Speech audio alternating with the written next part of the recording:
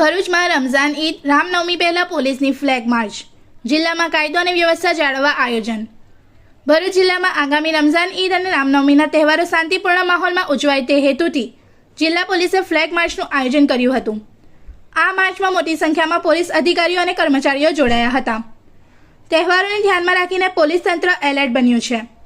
જિલ્લામાં કાયદો અને વ્યવસ્થા જાળવવા માટે શહેરના એ ડિવિઝન પોલીસ સ્ટેશન ખાતે બંને સમાજના આગેવાનો સાથે શાંતિ સમિતિની બેઠક યોજાઈ હતી। જિલ્લા પોલીસ વિભાગના એએસપી અજય મીણાની હાજરીમાં આ ફ્લેગ માર્ચ શહેરની બાદશાહી મસ્જિદથી શરૂ થઈ હતી। તે 4 રસ્તા, લાલ બજાર, કોઠી, એદ્રુસ રોડ અને સોનેરી મહેલ જેવા વિસ્તારોમાંથી પસાર થઈ એ ડિવિઝન પોલીસ મથકે પૂર્ણ થઈ હતી।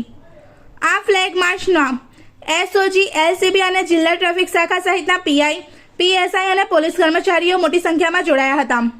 पुलिस तहेवारों दरमियान शांति और सलामती जाळववा माटे पोतानी सज्जता दर्शावी हती। इस वीडियो को लाइक करें, हमारे चैनल को सब्सक्राइब कर बेल आइकन जरूर प्रेस करें हमारी न्यू वीडियो सबसे पहले देखने के लिए।